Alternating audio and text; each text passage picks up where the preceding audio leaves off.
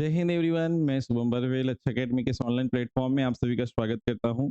उम्मीद करते हैं आप स्वस्थ होंगे, मस्त होंगे। हम लोग इसके पहले बेटा दो लेक्चर जो है सॉल्यूशन चैप्टर में हम लोगों ने पढ़ा था। आज हम लोग थर्ड लेक्चर जो है लेकर आए हैं। आज से हम स्टार्ट करेंगे बच्चे कॉन्सेंट्रेशन टर्म्स। कॉन्सेंट्रेशन टर्म्स मैंने आपको इंट्रो करवा दिया है, जिसमें मैंने आपको बताया था कि कॉन्सेंट्रेशन टर्म टू टाइप्स के हम लोग होंगे, पढ़ते हैं, एक मास रिलेटेड और एक वॉल्यूम रिलेटेड। तो मास रिलेटेड टर्म और वॉल्यूम रिलेटेड टर्म मैंने आपको अच्छे से डिटेल बता चुका है कि कौन कौन से हैं। आज उसको अपन जो है सेपरेट सेपरेट पढ़ेंगे, ठीक है जी। तो सबसे पहले आज हम लोग पहला कॉन्सेंट्रेशन टर्म डील करने जा रहे हैं, मोलिलिटी। क्या पढ़ने वाले हैं? मोलिलिटी। तो सर मोलिलिटी टर्म जो है वो क्या होता है उसको हम आज समझेंगे, ठीक है जी। तो चलिए स्टार्ट करते हैं आज का लेक्चर। सबसे पहले हम बात करेंगे मोलिलिटी की। क्लियर? चलिए, तो सर मोलिलिटी क्या होता है? ठीक है बच्चे। जनरली अगर हम डेफिनेशन से जाएं, जनरली हम डेफिनेशन से जाएं, मैं इसे कॉन्सेप्ट पे भी आऊंगा, ध्यान से समझिएगा। तो हम मोलिलिटी का डेफिनेशन कैसे लिखते हैं देखिएगा। ये मास रिलेटेड टर्म होता है क्या? हाँ सर। सर, ये जो मोलिलिटी होता है इसको हम कैसे पढ़ते हैं? The number of moles of solute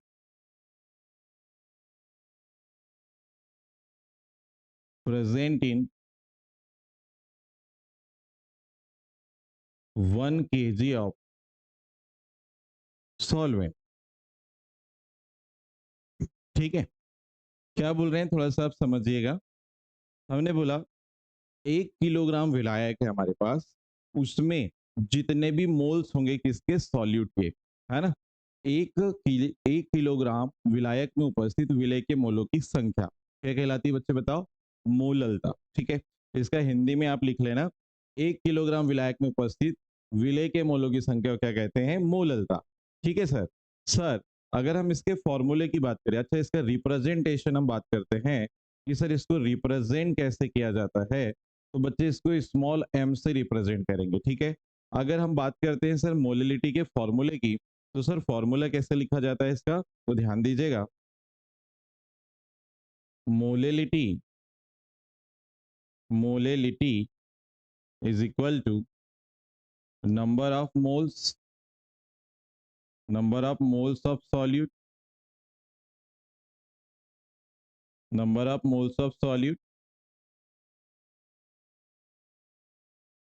divided by mass of solvent mass of solvent mass of solvent कैसे लेना है? केजी में। ठीक है जी, ध्यान से समझिएगा। सर इसको हिंदी में लिख दो, चलो हिंदी में भी लिख देते हैं। मोललता इज इक्वल टू विलेय के मोलों की संख्या, विलेय के मोलों की संख्या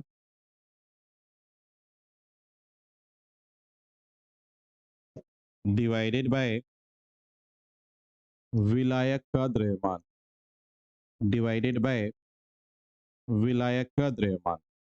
इधर ध्यान दीजिएगा, विलायक का द्रव्यमान हम लोग किस में लेंगे? केजी में। ओके सर, जो आपके पास यहाँ पर सॉल्यूट के मोल्स दिख रहे हैं इसको हम रिप्रेजेंट करते हैं स्मॉल एन बी से, और जो सॉल्वेंट का मास दिख रहा है आपको इसको रिप्रेजेंट करेंगे डब्ल्यू ए से। ठीक है जी, तो ध्यान दीजिएगा। इसको अगर मैं सिंप्लीफाई करके लिखना चाहूँ तो यहाँ पर बच्चे मोलिलिटी का फॉर्मूला बनेगा m is equal to n B divided by W A. ठीक है जी। जब केजी यहाँ पे आपको लिखना रहता है, ये क्या है? केजी। केजी आपको बता रहा है कि हम जो सॉल्वेंट का वेट रखते हैं, विलायक का जो द्रव्यमान रखते हैं, किस में रखेंगे बताओ? किलोग्राम। क्लियर है जी। अगर मैं कंडीशन डाल दूं यहाँ पे, अच्छा चलो मैं यहाँ पे यूनिट भी बता देता हूँ आपको। चलो, यूनिट से क्वेश्चन कभी कभी आपको देखने को मिल जाता है बच्चे, देखिएगा। सर अगर आपसे पूछ लिया जाए unit of molality, sir molality की यूनिट पूछ लिया जाए आपसे, सर फिर क्या करने वाले हैं? तो बच्चे बताओ मोलिलिटी का फॉर्मूला क्या है? Moles of solid divided by wait या मास ऑफ सॉल्वेंट। सर विलेय के मोलों की संख्या की यूनिट क्या हो जाएगी? मोल। और सर जो आपका सॉल्वेंट है उसका वेट आप किस पे ले रहे हो? केजी में। तो सर मोलिलिटी की यूनिट बता दीजिए। तो सर यूनिट हो जाएगी बच्चे इसकी मोल पर केजी। क्या हो जाएगी बच्चे, मोल पर केजी। ये यूनिट आपको अच्छे से याद रखनी है। यूनिट जो है मोलैलिटी की वो क्या होने वाली है, मोल पर केजी। ओके सर, एक कंडीशन है, कंडीशन ये है, इफ, ध्यान दीजिएगा, if mass of solvent, if mass of solvent given in gram, यदि विलायक का द्रव्यमान, यदि विलायक का जो द्रव्यमान है वो किस में दे दिया बच्चे, ग्राम में दिया जाए। यदि विलायक का द्रव्यमान जो है किस पे दिया जाए बताओ, ग्राम में दिया जाए। किस में दिया जाए, ग्राम में। तो बच्चे ऐसे केस में हम लोग क्या करने वाले हैं, तो बच्चे ग्राम को अगर हम केजी मतलब किलोग्राम में हमको बदलना पड़ेगा, क्योंकि फॉर्मूले में विलायक का द्रव्यमान किस में रखना है हमको, किलोग्राम में। पता है आपको 1 kg इज इक्वल टू क्या होता है बताइए, 1000 ग्राम। क्या बात सही है। इसी को मैं 10⁻³ ग्राम भी लिख सकता हूँ, इसी को मैं 10⁻³ ग्राम भी लिख सकते हैं। Okay sir, sir 1 kg is equal to इतना, तो sir 1 gram is equal to कितना kg sir, sir 1 gram is equal to 10⁻³ तो जब भी अपने को बच्चे ग्राम को केजी में बदलना है, तो सर 1 ग्राम के जगह पे ये वैल्यू को अपने को क्या कर देना है, पुट कर देना है। सर फॉर्मूला कैसे बनेगा, अगर सर हमारे पास मोलैलिटी का फॉर्मूला बनाना है, क्वेश्चन में सॉल्वेंट का वेट इसमें दिया जा रहा है ग्राम में, केजी में कैसे करना है, तो सर ध्यान से सुनिएगा। Sir molality is equal to moles of solid divided by weight of solvent. ठीक है साहब, अब ये वेट ऑफ सॉल्वेंट अभी किस में दिया है, ग्राम में, तो सर इसको केजी में बदलना है। तो सर मैं कैसे करूंगा, तो ये मोलैलिटी का जो फॉर्मूला है, इसमें मोल्स ऑफ सॉल्यूट, ये जो मोल्स ऑफ सॉल्यूट है divided by weight of solvent, इसको मेरे को केजी में कन्वर्ट करना है। किस में बताओ, केजी में कन्वर्ट करना है बच्चे। तो मैं क्या करूंगा, इस वेट को 1000 से डिवाइड करूंगा, या फिर ऊपर 1000 से क्या कर देंगे, मल्टीप्लाई। तो ये वाला फॉर्मूला जो है ना बुक में दिया रहता है आपको, ये वाला फॉर्मूला आपको बुक में दिया रहता है। ठीक है, तो ये कंडीशन कब अप्लाई करना है, जब सॉल्वेंट का जो वेट है बच्चे वो किस में दिया रहेगा, ग्राम में। तो उसको केजी में बदलने के लिए आपको 1000 यहाँ पे मोल्स के नंबर के साथ क्या करना है, मल्टीप्लाई करना है। अब सर यहाँ पर एक चीज और आई है, सर विले के मोल्स क्या होता है, कुछ क्वेश्चन में आपको विले के जो मोल्स हैं वो सीधे सीधे दे दिया जाएगा कि भाई सॉल्यूट के मोल्स इतने इतने हैं, फटाफट से आपको दे दिए जा रहे हैं। लेकिन कुछ केस में क्या होगा, कुछ केस में क्या होगा, मोल्स ऑफ सॉल्यूट नहीं दिए जाएंगे। तो मोल्स ऑफ सॉल्यूट अगर मुझे निकालना है, तो सर मोल्स ऑफ सॉल्यूट का मतलब क्या होता है भैया, विले के मोल्स। तो सर विले के मोल्स अगर हमको क्या करना है बताओ, निकालने हैं, तो सर विले के मोल्स को निकालने का फॉर्मूला क्या होता है, सॉरी विले के मोल्स का सिंपलीफाई करने, सॉरी विले के मोल को शॉर्ट पे कैसे लिखते हैं, एनबी से। किससे रिप्रेजेंट करते हैं, एनबी से। सर विले के मोल्स कैसे निकाले जाते हैं, तो सर विले के मोल्स निकालना है, तो यहाँ पे मैं लिख रहा हूँ एनबी इज इक्वल टू, ठीक है, यहाँ पे मास of solute, mass of solute. अच्छा मैं इसको शॉर्ट पे लिख देता हूँ पहले, फिर अपन बात करेंगे। WB/MB, ये फॉर्मूला बनता है मोल्स ऑफ सॉलिड निकालने का। ठीक है जी। अब सर ये जो WB और MB है, सर इसकी क्या कहानी है, तो बच्चे WB जो होता है, WB जो होगा, सर यहाँ जो WB होता है, ये होता है वेट ऑफ सॉल्यूट। इसको अपन क्या पढ़ते हैं, विले का द्रव्यमान। इसको अपन क्या पढ़ते हैं, विले का द्रव्यमान। और सर ये जो MB होता है, MB क्या होता है, इसको हम बोलते हैं molar mass of, molar mass of solute. Molar mass of क्या बोलते हैं, सॉल्यूट। मतलब इसको हम हिंदी में बोलेंगे विले का, विले का मोलर द्रव्यमान या आणविक द्रव्यमान, मोलर द्रव्यमान या आणविक द्रव्यमान। ठीक है साहब।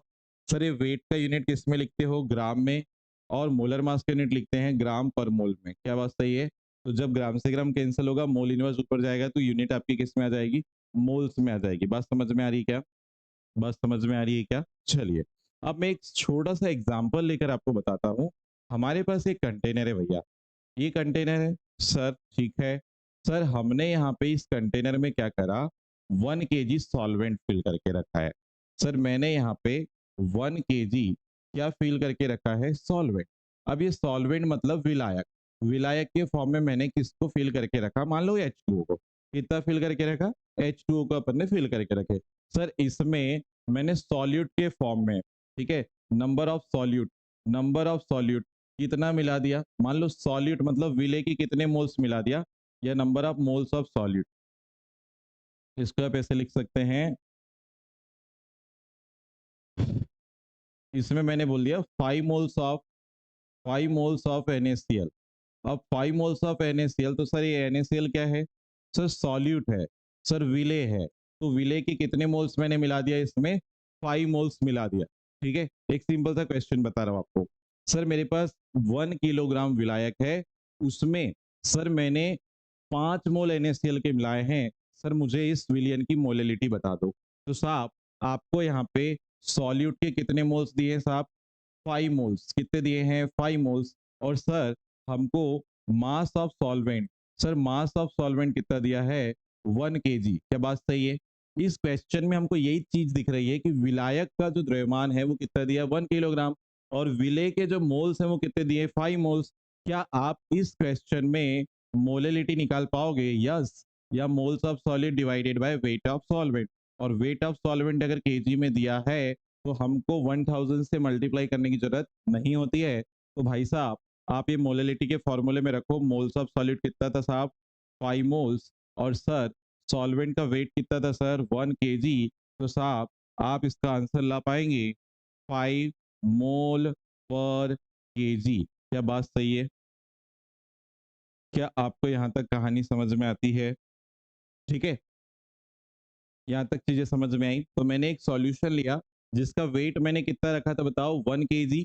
सॉरी, मैंने एक सॉल्वेंट लिया जिसका वेट मैंने कितना रखा? 1 kg। उसमें मैंने 5 मोल्स NaCl डाला और मैंने बोला कि इस सॉल्यूशन के लिए मोलिलिटी अब निकालो। तो आपने किस बड़े अच्छे से सिंपल सा एक कॉन्सेप्ट से आपने इसको निकाल लिया, जो सिंपल सा फॉर्मूला मैंने बताया था उसके थ्रू। यूनिट किस में आई? मोल पर केजी में। ठीक है सर।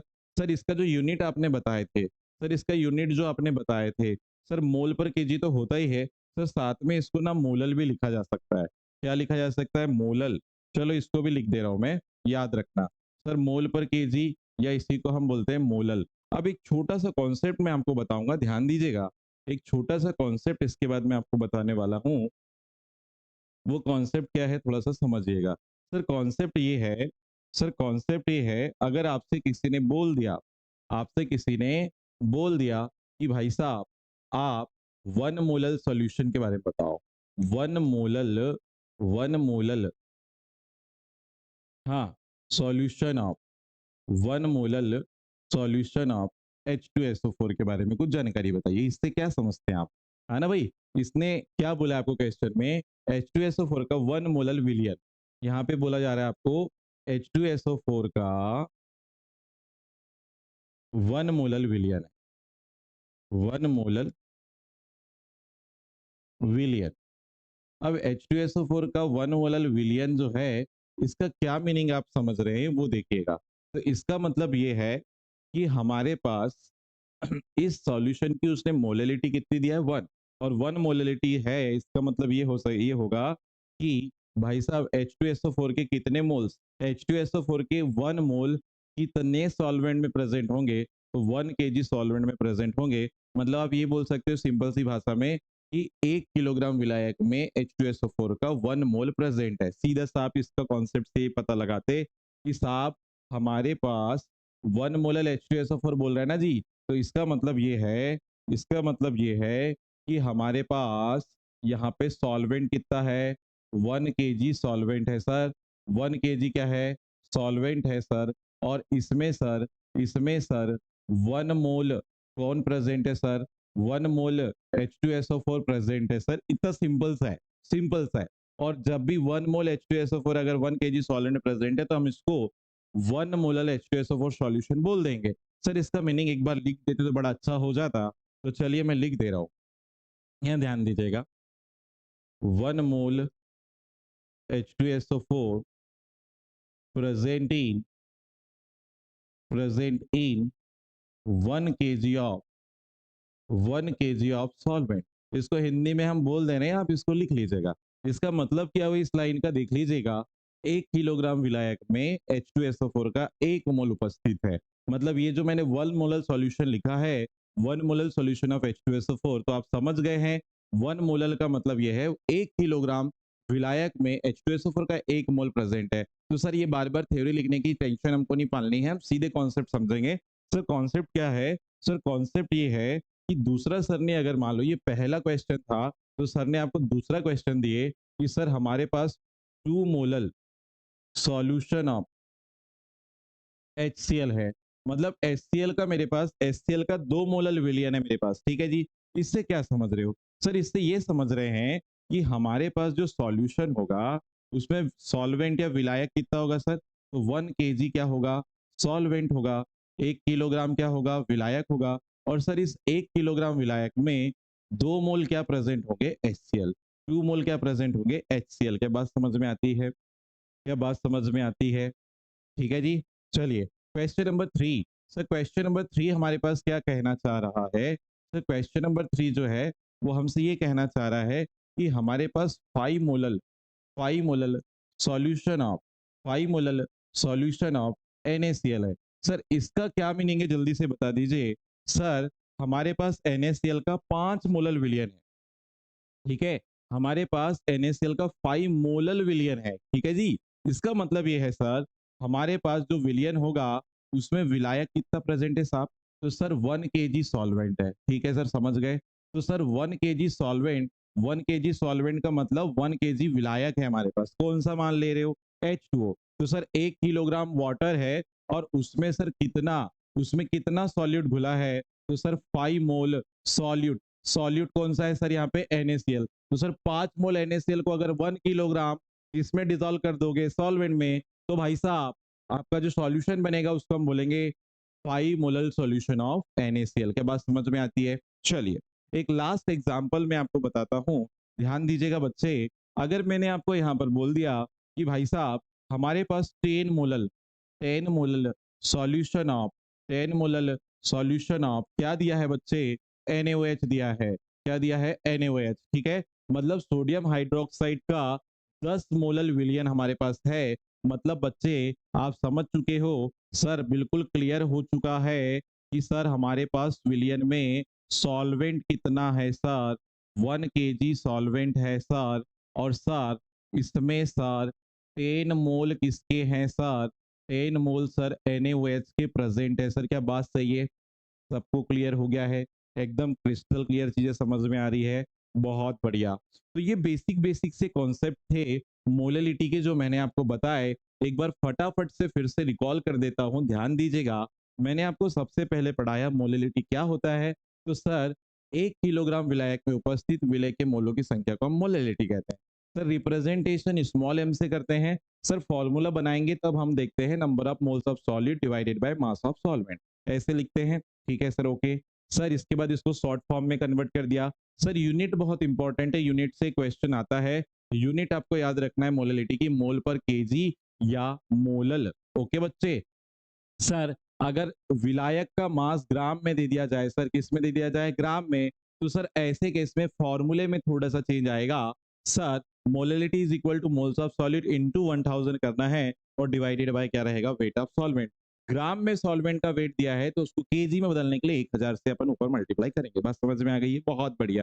चलिए तीसरी बात मैंने यहाँ पे आपको molal solute, sorry mass of solute कैसे निकालते हैं वो सिखाया कि सर मास ऑफ सॉल्यूट कैसे निकालेंगे, ठीक है जी। इसका भी क्वेश्चन मैं आगे करवाऊंगा आपको, क्वेश्चन कैसे करने हैं वो मैं आपको अभी सिखाने वाला हूँ, क्लियर है। तो मास ऑफ सॉलिड निकालना है, सॉरी मोल्स ऑफ सॉलिड निकालना है, तो weight of solid divided by molar mass of solid अपन यहाँ पे लेते हैं। मान लो एक एग्जांपल है, एक क्वेश्चन से, चलो मैं इसको बता ही देता हूँ, आपको ध्यान से समझना। एक क्वेश्चन से मैं यहाँ बता ही दे रहा हूँ, find moles of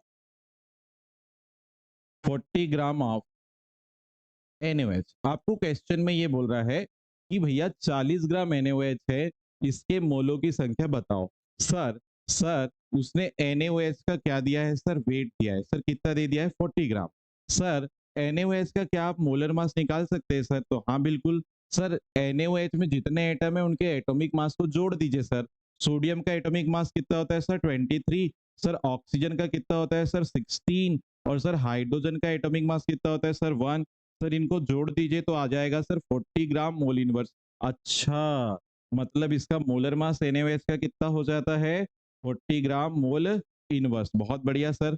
sir wait दिया था, मोलर मास आपने निकाल लिए थे, तो बताओ यहाँ से मोल से निकल पाएगा क्या? तो बिल्कुल सर। तो बताओ 40 डिवाइडेड बाय 40। ओके सर, ये ग्राम में था और ये सर ग्राम मोल इनवर्स में था।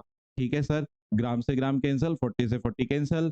कितने बार? 1 टाइम, तो 1 आ गया। मोल इनवर्स ऊपर जाएगा तो क्या आ जाएगा? मोल्स। तो अपन ने यहाँ पे क्या निकाल लिए? मोल्स। क्या बात समझ में आ रही है? तो कुछ केस में जब विलेय के मोल्स नहीं दिए जाएंगे, वेट दिया जाएगा, तो हम क्या करेंगे? उस विलेय के वेट को उसके मॉलिक्यूलर वेट से क्या करेंगे? डिवाइड करेंगे। और डिवाइड करने पे हमारे पास क्या आ जाएगा बताइए? मोल्स। क्या बात समझ में आती है? ठीक है सर, है ना भाई? चलो आगे बढ़ते हैं। यहाँ मैंने कॉन्सेप्ट आपको बता दिए थे, आगे बढ़े थे। फिर ये मोलल का मतलब क्या होता है ये मैंने आपको सिखाया। अब सीधे क्वेश्चन पे आते बच्चे, जैसे क्वेश्चन पूछेगा कैसे आपको।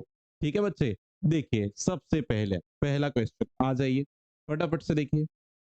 क्वेश्चन नंबर फर्स्ट क्या बोल रहा है?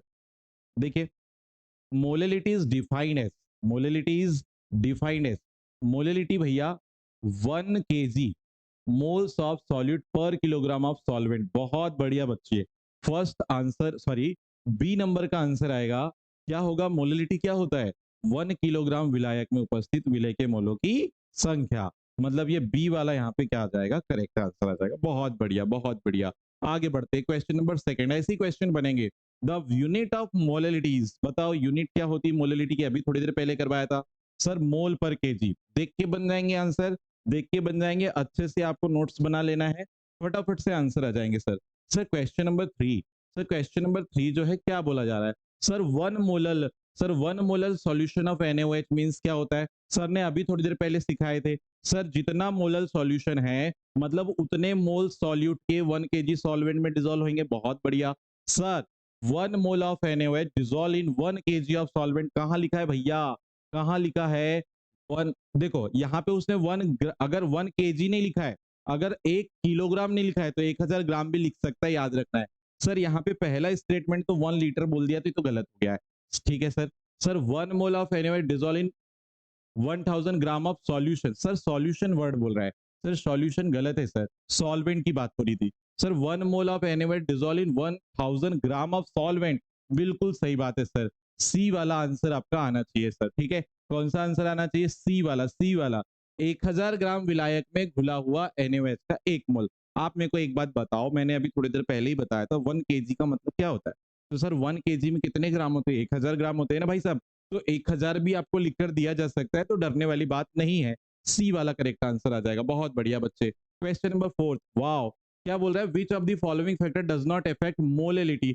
बच्चे, मोलैलिटी मास रिलेटेड टर्म होता है। इसको मैंने इंट्रो वाले लेक्चर में ही बताया था। जो मोलैलिटी है, मोलैलिटी है, ये मास रिलेटेड टर्म होता है। क्या होता है? मास रिलेटेड टर्म, मतलब इसमें मास वाला टर्म आता है, मतलब वॉल्यूम टर्म नहीं आता। इसलिए टेम्परेचर से इंडिपेंडेंट होते हैं। ये टेम्परेचर से क्या होते हैं? इंडिपेंडेंट होते हैं। मतलब बच्चे ये ताप पर निर्भर नहीं करते हैं। इसलिए आपका करेक्ट आंसर लग जाएगा सी। क्या लग जाएगा? सी वाला। अगर आप बेसिक से स्टार्टिंग से लेक्चर देख रहे हैं, ठीक है, मैंने जो इसके पहले 2 लेक्चर पढ़ाए हैं वो आप अल्टरनेट देख चुके हैं, तो आपसे फटाफट से चीजें बन जाएगी बच्चे। ओके, चलो आगे बढ़ते हैं। चलिए चलिए, ओके। देखो क्या बोला, 90 ग्राम जल में घुले 18 ग्राम ग्लूकोज की मोललता ज्ञात करो। बड़ा इजी क्वेश्चन था सर। 90 ग्राम हमारे पास जल है, उसमें 18 ग्राम ग्लूकोज घुला हुआ है।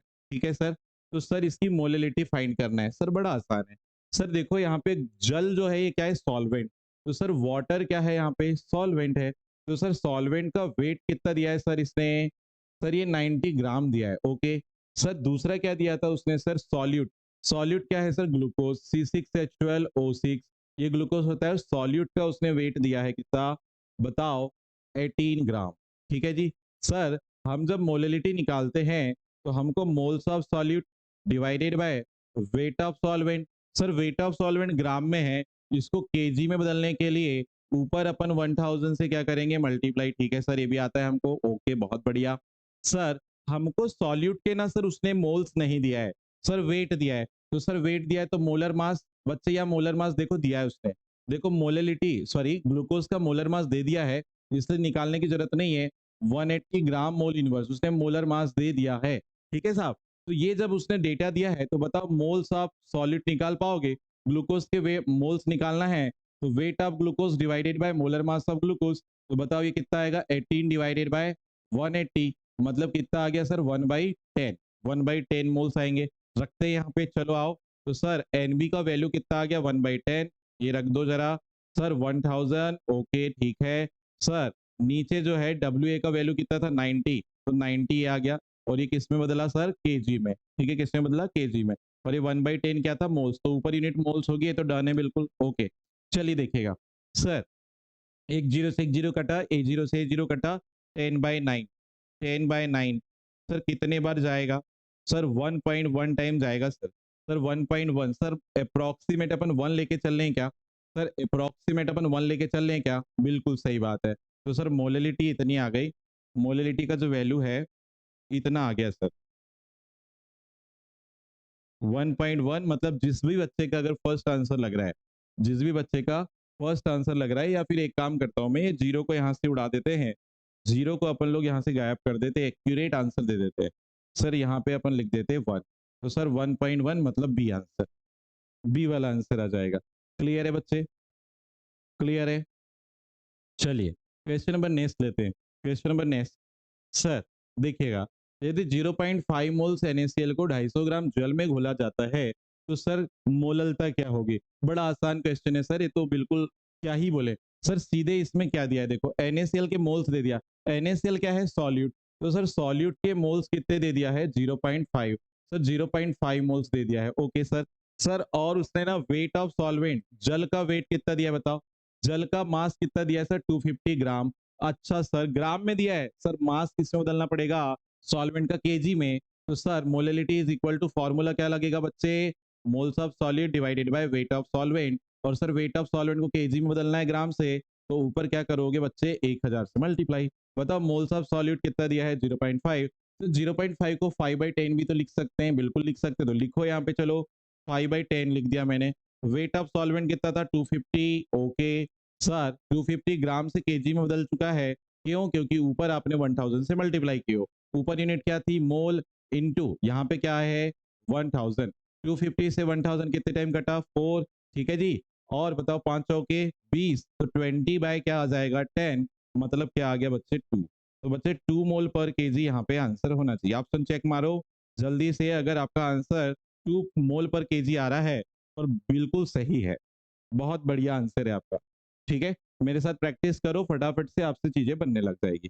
फिर बढ़ेंगे नेक्स्ट क्वेश्चन पे। क्वेश्चन नंबर नेक्स्ट पढ़िए फटाफट से और आंसर दीजिए।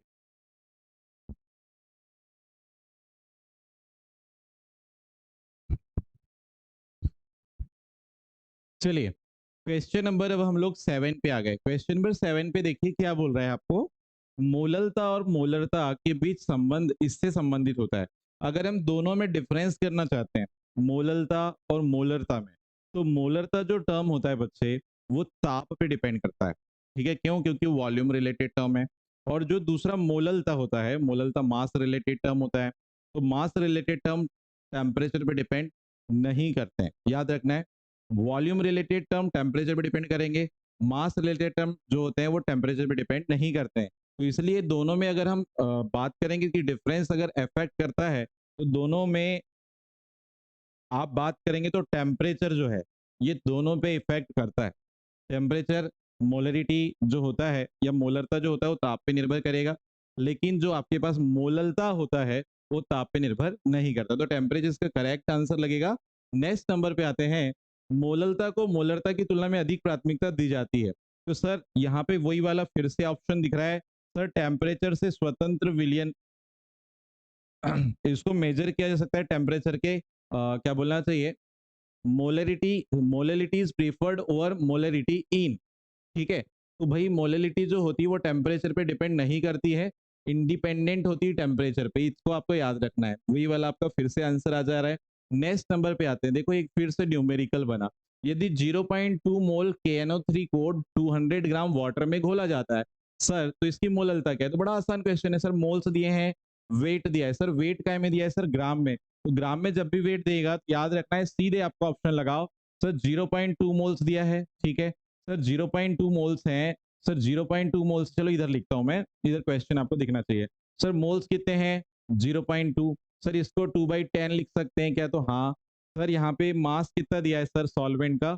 विलायक का मास दिया है सर 200 ग्राम, ठीक है जी। तो इसको केजी में बदलेंगे तो मोलरिटी का फॉर्मूला लगाओ, मोल्स कितना है 2/10, है ना। सॉल्वेंट का वेट कितना है 200 ग्राम, तो इसको केजी में बदलने के लिए ऊपर अपन ने किया 1000 से मल्टीप्लाई। क्लियर है सर? ये 20 से 20 कैंसिल कर लीजिए, ये 10 से 10 बचा क्या? 2/2, 2/2 मतलब कितना आ जाएगा? 1। तो सर आंसर हो जाएगा आपका 1 मोल पर केजी। क्या आंसर हो जाएगा बच्चे? 1 मोल पर केजी आपका आंसर आ जाएगा। सारे बच्चों का आंसर आ रहा होगा, बहुत बढ़िया बात है। नेक्स्ट क्वेश्चन आओ, कौन सा सही है? Which one is correct? देखो 3-4 क्या बोलना चाहिए, उसने स्टेटमेंट दिया है, कौन सा स्टेटमेंट यहाँ पे करेक्ट लगेगा ये बोल रहा है। मोललता विलायक के आयतन पर निर्भर करती है। सर मोललता तो विलायक के आयतन, सर वॉल्यूम टर्म अगर आ गया है तो ये तो गलत हो गया, ठीक है। Molality depends on mass of solvent, बिल्कुल सही है। मोललिटी जो है वो विलायक के द्रव्यमान पर निर्भर करती है, मास पे निर्भर करती है, ठीक है। Sir molality change with temperature, नहीं साहब, टेम्परेचर का कोई इफेक्ट नहीं पड़ता है। Molality has no relation with solute, sir solute का तो रिलेशन होता है। सॉल्यूट के भाई विलय के मोल्स ही तो आपको पता होना चाहिए कि विलायक में विलय के कितने मोल्स प्रेजेंट है, तभी तो मोललिटी निकलेगी। तो ये वाला बोल रहा है स्टेटमेंट कि भाई विलय के नंबर से कोई रिलेशन नहीं रखता है करके मोललिटी, तो गलत बोल रहा है। तो आपका करेक्ट आंसर हो जाएगा बी। चलिए बच्चों आगे बढ़ते हैं, नेक्स्ट क्वेश्चन पे आओ। यदि 500 ग्राम जल में 2 मोल NaCl घोले गए हैं तो मोललता बताओ। सर 500 ग्राम जल 2 मोल NaCl घोला है सर, बता सकते हो, मैं सीधे फॉर्मूला लगा रहा हूँ इस बार। बताओ 2 मोल्स दिए हैं, 2 मोल्स दिए हैं किसके? सॉल्यूट के। सर सॉल्वेंट का वेट कितना दिया है? 500 ग्राम। सर एक ग्राम में दिया है सर, केजी में बदलने के लिए क्या करेंगे सर? 1000 से ऊपर मल्टीप्लाई करेंगे। सर 500 से कितने बार कट गया? 1000 2 टाइम। तो बताओ मोलिलिटी कितनी आ गया सर? 4 मोल पर केजी। बहुत बढ़िया। जिन बच्चों का आंसर मेरे से भी फास्ट आ रहा है वो बहुत बढ़िया, अच्छी प्रैक्टिस है उनकी और वो बहुत अच्छा करने वाले न्यूमेरिकल्स अगर आएंगे तो, ठीक है जी। नेक्स्ट क्वेश्चन पे आ जाओ बच्चे, क्वेश्चन नंबर नेक्स्ट क्या बोलता है? 1 मोल जली विलयन में विलायक का द्रव्यमान। वाओ, कितना इजी है सर। 1 मोल जली विलियन में, देखो क्या बोल रहा है, इन 1, अच्छा ये 1 मोल नहीं है एक्चुअल में, हिंदी में जो प्रिंटिंग है वो गलत हो गई है। 1 मोलल जली विलियन, ये एक्चुअल में हिंदी में ये 1 मोल नहीं है बच्चे, इसको सुधार लेना, ये मोलल है। और मोलल मैंने आपको समझाया था अभी। 1 मोलल अगर विलियन है तो उसमें विलायक का द्रव्यमान कितना होता है साहब? 1000 ग्राम। सर विलायक का द्रव्यमान कितना होगा? 1000 ग्राम। कहना आपसे ये चाह रहा है क्वेश्चन में सर 1 मोलल सॉल्यूशन है, सर 1 मोलल सॉल्यूशन है, तो सर 1 मोलल सॉल्यूशन में दो चीजें आपको पता है, एक तो आपको सॉल्वेंट का वेट चाहिए, एक तो आपको मास ऑफ सॉल्वेंट चाहिए, कितना? मास ऑफ सॉल्वेंट पता होना चाहिए, और आपको नंबर ऑफ मोल्स पता होने चाहिए, sorry number of moles of solute पता होना चाहिए, मोल्स ऑफ सॉल्यूट पता होना चाहिए, विलेय के मोलों की संख्या पता होना चाहिए। तो सर ये जो 1 मोलल विलियन बोल रहा है, 1 मोलल विलियन बोल रहा है, इसका मतलब है कि इसमें मास ऑफ सॉल्वेंट कितना होगा सर? 1 किलोग्राम, या सर इसी को अपन लिख सकते हैं 1000 ग्राम। Okay sir. सर और विलेय के कितने मोल्स होंगे 1 मोलल सॉल्यूशन में? तो बच्चे यहाँ पे 1 मोल होंगे। कितने मोल होंगे? 1 मोल। तो उसने बच्चे यहाँ पे 1 मोलल जली विलियन में विलायक का द्रव्यमान पूछा था, तो 1 किलोग्राम, सॉरी 1000 ग्राम या 1 किलोग्राम अपन बता सकते थे, उसने यहाँ ग्राम में दिया है डिजिट, तो इसलिए अपना आंसर 1000 ग्राम आएगा। अगर केजी में देता तो 1 केजी आता। और सर अगर यहाँ पे विलायक नहीं पूछ के वो ये पूछ लेता कि सर विलय के मोल्स कितने, तो सर 1 मोल, कितने आ जाते सर? 1 मोल। वेरी गुड बच्चे। चलिए क्वेश्चन नंबर नेक्स्ट पे आते हैं, थोड़े क्वेश्चन और है वो फटाफट से कर लेते हैं। यदि 9.8 ग्राम H2SO4 200 ग्राम जल में घुला, अब देखो यहाँ पे वेट दिया है ग्राम में, क्या दे दिया है? ग्राम में। किसका वेट दिया है सर? H2SO4 का, मतलब मोलर मास भी दिया है सर, कोई बात नहीं है सर। H2SO4 तो सॉल्यूट है सर, सॉल्वेंट का वेट कितना दिया है? देखो यहाँ पे जल दिया है क्या सर? जल का वेट दिया है कितना? 200 ग्राम। सर ठीक है, कोई दिक्कत नहीं है। सर सॉल्यूट H2SO4 है, विले क्या है H2SO4, विले को रिप्रेजेंट करते हैं WBC, इसका ग्राम में वेट कितना दिया है 9.8 gram. Sir molar mass of solute, sir H2SO4 का मोलर द्रव्यमान कितना दिया है 98 gram mole inverse. Okay sir, sir moles निकाल पाएंगे, हाँ सर मोल्स कितना आएगा, वेट बाय मोलर मास, तो 9.8 डिवाइडेड बाय 98, तो सर ये कितना आ गया 1/10, क्या आ गया बच्चे मोल। ठीक है, ये मोल्स निकल गए। सर मोलरिटी कैसे निकालते हो, तो sir moles of solute divided by weight of solvent. Sir weight of solvent किस पे दिया है, ग्राम में, केजी में बदलना है तो ऊपर क्या करेंगे 1000 से मल्टीप्लाई, चलो लगाओ। मोल्स कितना आया साहब 1/10, और सर सॉल्वेंट का वेट कितना था 200 ग्राम, तो केजी में बदले तो ऊपर क्या करोगे 1000 से मल्टीप्लाई, 2000 से 1000 सॉरी 200 से 1000 सिंप्लीफाई किए, कितने टाइम कटेगा 5, 5 बाई क्या आ गया 10, 5 बाई क्या आ गया 10, तो क्या सर मैं इसको 0.5 लिख सकता हूँ क्या। बहुत बढ़िया बच्चे, बी वाला करेक्ट आंसर है। सर बी वाला करेक्ट आंसर है, बहुत बढ़िया बहुत बढ़िया। चलिए फटाफट से आप भी करिएगा ऐसे ही। मोललता की दृष्टि से कौन सा विलयन सबसे अधिक सांद्रित होगा, चलो फटाफट से मुझे बताओ क्या बोला जा रहा है क्वेश्चन में। मोलिलिटी की, मोलिलिटी टर्म्स से अगर हम देखते हैं तो हमारे पास कुछ ऑप्शंस दिए हैं। इन ऑप्शन में बोल रहा है कि सबसे ज्यादा कॉन्सेंट्रेशन वाला सॉल्यूशन कौन सा होगा।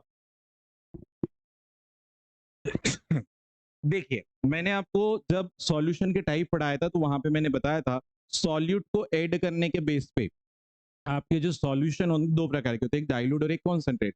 सर डाइल्यूट सॉल्यूशन या तनु विलयन वो विलयन होता था सर जिसमें सॉल्यूट के मोल्स बहुत कम होते थे सर। लेकिन सर कॉन्सेंट्रेट सॉल्यूशन, वो कॉन्सेंट्रेट सॉल्यूशन मतलब सांद्र विलयन ऐसे विलयन होते थे या कॉन्सेंट्रेट सॉल्यूशन ऐसे विलयन होते थे जिनमें सॉल्यूट के मोल्स कैसे होते थे ज्यादा।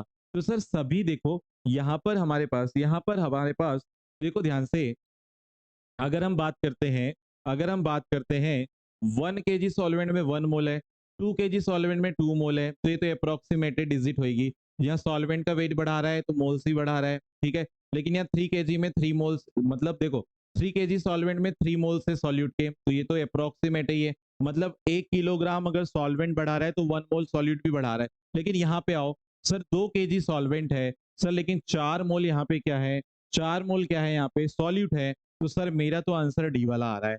सर मेरा आंसर डी वाला आ रहा है। आपको कुछ समझ में आई, कहानी नहीं आई। सर हम आपसे 4 ऑप्शन में आपको क्या क्या चीजें बोली देखो इधर, फटाफट से देखना, आपको समझ में आ जाएगी कहानी, आपको कहानी समझ में आ जाएगी। सर ये हमारे पास 4 टाइप के यहाँ पे हमने क्या बना लिए सर, ये हमने कंटेनर बना लिए। सर यहाँ पे कितना सॉल्यूट है सर 1 kg, सर यहाँ पे कितना है 2 kg, सर यहाँ पे सॉल्वेंट सॉरी सॉल्वेंट है, सॉल्वेंट यहाँ पे कितना सॉल्वेंट है सर 3 kg, ओके ओके। और सर यहाँ पे कितना सॉल्वेंट है 2 kg, ठीक है सर कोई दिक्कत नहीं है। सर यहाँ कितना मोल है सॉल्यूट का, तो सर 1 मोल है, ठीक है। सर जैसे ही सॉल्वेंट का वेट मैंने डबल किया तो सर यहाँ पे मोल्स भी डबल कर दिया है, तो कोई फर्क नहीं पड़ता। 1 किलोग्राम में 1 मोल घुला था, 2 किलोग्राम में 2 मोल घुले, या 3 किलोग्राम आपका विलायक था, इसमें 3 मोल्स डाला है उसने, तो सर कोई फर्क नहीं पड़ रहा है। 1 किलोग्राम सॉल्वेंट का वेट बढ़ाया जा रहा है तो 1 मोल्स बढ़ा रहे हैं तो कोई फर्क नहीं पड़ रहा है। लेकिन सर यहाँ पे देखो 2 kg सॉल्वेंट है सर, यहाँ पे ना 4 मोल उसने सॉल्यूट के डाल दिया है, तो बताओ 2 kg के कंपेयर में यहाँ पे नंबर ऑफ सॉल्यूट के मोल ज्यादा है कि नहीं है, तो सर ज्यादा कॉन्सेंट्रेट ही हो जाएगा, तो डी वाला करेक्ट आंसर लगेगा सर, डी वाला करेक्ट आंसर लग जाएगा बच्चे, बहुत बढ़िया। सर नेक्स्ट क्वेश्चन सर, यदि 10 ग्राम NaOH है तो 250 ग्राम जल में घोला गया तो मोललता। सर बहुत ही इजी क्वेश्चन है सर, यहाँ पे ग्राम दिया है उसने, ग्राम में वेट दे दिया है NaOH का। सर मोलर मास कितना दिया है 40, तो सर बताओ क्या NaOH का मैं मोल्स निकाल पाऊंगा, हाँ। सर ग्राम में वेट कितना दिया था 10 ग्राम, और सर मोलर मास कितना है NaOH का 40 ग्राम मोल इनवर्स, बहुत बढ़िया। सर ये तो आपका मोल्स निकल के आ जाएगा, इससे क्या निकल के आया मोल्स, ग्राम से ग्राम कटा तो मोल्स आ गए, या इसको आप बोल सकते हैं 1/4, 1/4 मोल आप इसको बोल सकते हैं, क्लियर है। सर अगर मैं मोलिलिटी निकालू तो सर मोल्स कितना दिया है 1/4, और सर यहाँ पे सॉल्वेंट का वेट कितना दिया है 250 ग्राम, तो केजी में बदलने के लिए ऊपर 1000 से मल्टीप्लाई, बताओ 250 से कितने टाइम कटा 4, तो बताओ मोलिलिटी कितना आया 4/4, मतलब कितना आ जाएगा 1, तो आपका आंसर हो जाएगा बी। क्या आंसर हो जाएगा बच्चे, बी वाला आपका करेक्ट आंसर हो जाएगा। अब मैं देख लेता हूँ और इंपॉर्टेंट क्वेश्चन कुछ होंगे तो ठीक है, नहीं तो हम सीधे आगे बढ़ेंगे। Okay okay okay okay. Okay, ये क्वेश्चन देखो, ये भी बहुत बेसिक क्वेश्चन है, आप लोगों से बन जाएगा। इनमें से कौन सा तापमान से स्वतंत्र होता है, इंडिपेंडेंट होता है? कौन सा टर्म है जो टेम्परेचर से इंडिपेंडेंट होता है? जल्दी बताना है। इनमें से कौन सा टर्म है जो टेम्परेचर से इंडिपेंडेंट होता है? सर, सर जिस भी टर्म में वॉल्यूम आ गया सर, वो टेम्परेचर पे निर्भर करता है। तो सर डेंसिटी, सर डेंसिटी होता है sir mass by volume. Sir volume आ चुका है, तो सर ये टेम्परेचर पे डिपेंड करेगा sir. Sir molarity, sir molarity, molarity is equal to moles of solid divided by volume. Sir volume आ गया है, सर ये भी डिपेंड करेगा सर टेम्परेचर पे। सर लेकिन molality, sir molality, sir molality is equal to होता है moles of solute divided by weight of solvent. Sir weight of solvent, यहाँ कहीं वॉल्यूम नहीं आया है सर, तो ये टेम्परेचर से डिपेंड, सॉरी टेम्परेचर पे डिपेंड करने वाला नहीं है, इसलिए करेक्ट आंसर ये लगेगा। और वॉल्यूम तो आपको पता है टेम्परेचर पे डिपेंड करता ही है, तो बिल्कुल करेक्ट आंसर आपका क्या हो जाएगा बच्चे? सी वाला हो जाएगा। क्या हो जाएगा? सी वाला हो जाएगा। ठीक है जी, तो इतने क्वेश्चन पर्याप्त है, इतने क्वेश्चन पर्याप्त है। ठीक है, ओके ओके ओके, चलिए, इतने क्वेश्चन आपको मैंने करा दिए, मोललिटी में सफिशिएंट है। इतने ही कॉन्सेप्ट से ज्यादा कॉन्सेप्ट आपको आने वाले नहीं है, इतने सफिशिएंट कॉन्सेप्ट रहेंगे। तो आज का जो लेक्चर मैंने आपको करवाया है, इसको डिटेल आप घर जाके पढ़िए, अच्छे से नोट्स बनाइए, है ना, प्रॉपर नोट करिए। और जो क्वेश्चंस आपको एनसीईआरटी में दिए गए इंटेक्स में, एग्जाम्पल में, उसको आप इसके साथ रिलेट करके जरूर सॉल्व करें, ताकि आपके सारे कॉन्सेप्ट क्लियर हो जाएं। और अभी मैं इसके बाद जो है और भी चैप्टर एंड होने के बाद फिर और भी एमसीक्यूज की सीरीज में करवाऊंगा इसमें, तो उसको और आप अच्छे से कर लेना, तो आपके और सारे जो डाउट्स होंगे वो क्लियर हो जाएंगे। और छोटा मोटा डाउट अगर आपको आता है लेक्चर पढ़ने के बाद, तो आप कमेंट में जरूर लिखिए, ताकि मैं नेक्स्ट लेक्चर में उसका आपको सॉल्यूशन प्रोवाइड कर सकूं। तो मिलेंगे बेटा नेक्स्ट लेक्चर में नेक्स्ट कॉन्सेंट्रेशन टर्म के साथ। जय हिंद।